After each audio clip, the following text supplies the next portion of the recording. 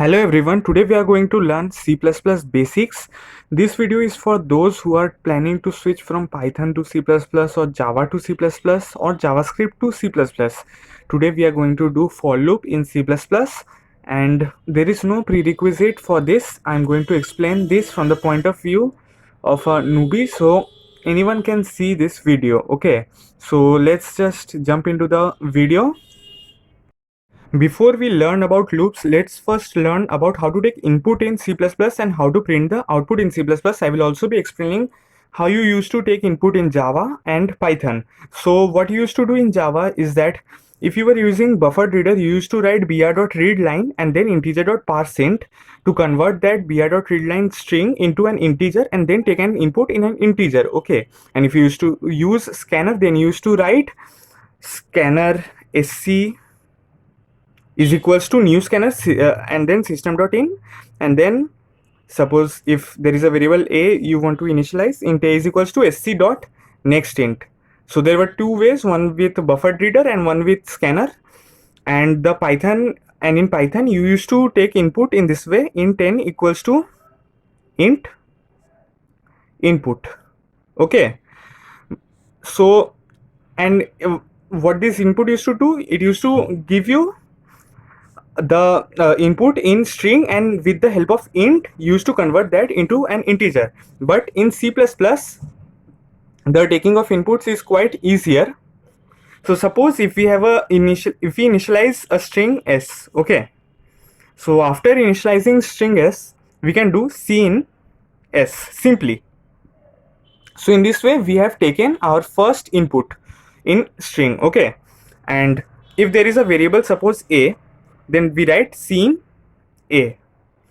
So and from where do we get this cin keyword? This is an object of the IO stream. Okay, at the beginning of the program we write hashtag import IO stream within greater than and less than. Okay, so in this way we take input in C++, and for output we similarly do cout a, cout s. Okay, and you might be thinking how to go to the next line and print the same thing. For example, if s is suppose hello and a is 5. Okay, so when you print this, what will be your output? Cout a. So cout a will print 5 and then cout s will print hello. So what if you want to print hello on the next line? So what you can do is you have to write cout a endl. So what this endl does is takes you to the next line. So when you now take the output, it will be this. Okay, and what you used to do in Java, you used to write print. If you used to write system.out.print, suppose a, you used to print in 5, and if you again would have written sops, means system.out.print s, so it would have printed hello on the same line. But when you used to write print ln, you used to print 5 and then go to the next line and then print hello. So for that, ln is the endl part over here. Same goes with Python. In Python also, if you want to print in the same line, we use endl. So in this way we'll take the input in C++, and one basic thing is that we write for loops in this way: for statement 1, statement 2. You need to keep in mind this semicolon for those who are coming from Python. Statement 3. Okay, and then the code will be over here. So this is just a quick overview about how the things will look like in our program. Just don't forget this curly braces, this semicolon, and you don't write semicolon at the end of the for loop. Okay, you write semicolon at the end of the block of code you write within the for loop. Okay, so the first thing that we need to understand is what are loops. From the layman point of view, they're something that repeat themselves. So we are going to learn loops by taking an example. suppose we have to print 1 a number of times. Okay, so how can we do that? So in C++, if you have to print something or take input something, we use cout and cin. So if we want to take input in n, we will write cin and then greater than 2 twice and then n. But before that, always remember to initialize this. And when we initialize a variable, a space is created in the memory for that variable. Okay, so this is the input taking. Now we are going to run a loop. So the basic structure of a loop is this. First we have to write the for, then a bracket, then int, then a variable equals to 1. Then we have to give a condition that less than equals to n. I will be explaining this. And then cout suppose n. Okay, so what this does is, first we enter this loop from here. Let's start this example from here. So first of all, we initialize a variable, take an input in it, then write for keyword and initialize another variable within this for loop. Whenever we do int I equals to 1, there is a local memory that is created for I and a value 1 is assigned to it. Then it checks the condition whether it is less than equals to n or not. So when we are taking input in n, suppose if we give 3 input, so the value of n is 3, and what will be the condition, that 1 is less than equals to 3 or not. So 1 is obviously less than 3, so the condition is satisfied. Now it will move inside the for loop. After moving inside the for loop, it encounters this statement. Okay, so for the beginners, I would like to say that you need to always give brackets in at the starting of the loop and at the end of the loop, unless the for loop contains only a single line. That is why at the beginning I had not given any brackets. Suppose if there were 3 to 4 lines, then we would have to give brackets. So now it comes inside. And what is the use of cout? This cout is used to print n to the console, okay, or to the screen. So n is what? 3. So 3 will be printed over here. Let me write output. And after printing 3, it will again go to I++. What will happen to I++?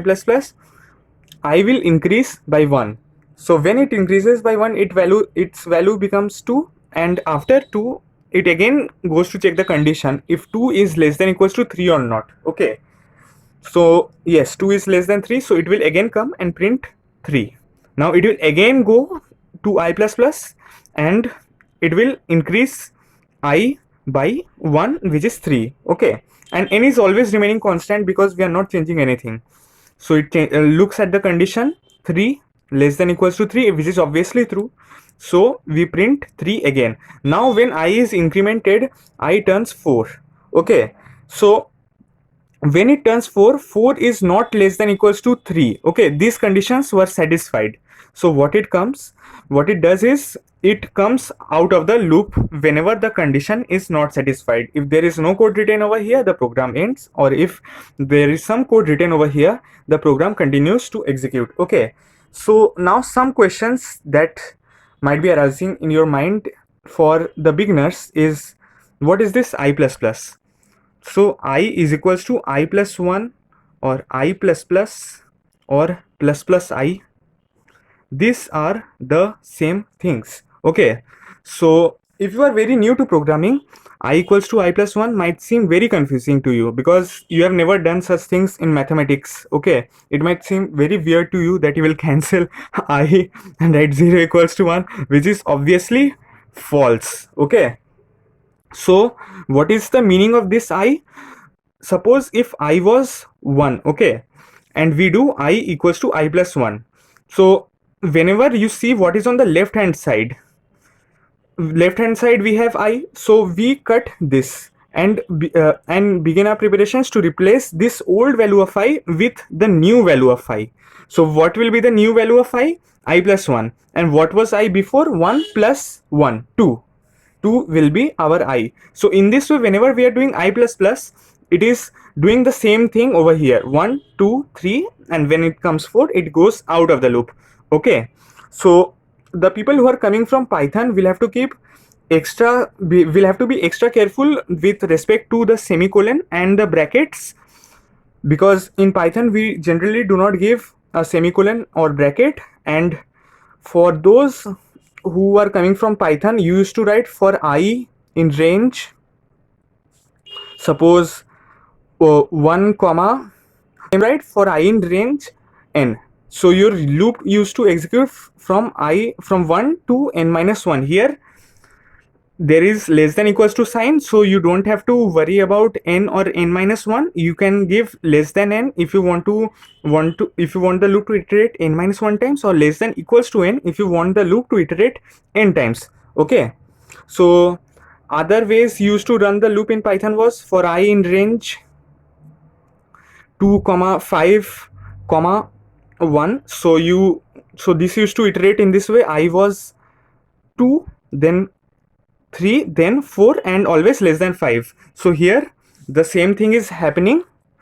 First I is 1, then less than equals to n, it is going inside, then I plus plus, then I less than equals to n. This is the same structure in JavaScript and Java for the for loop. Okay, so most of the programming language keep the same syntax for for loop.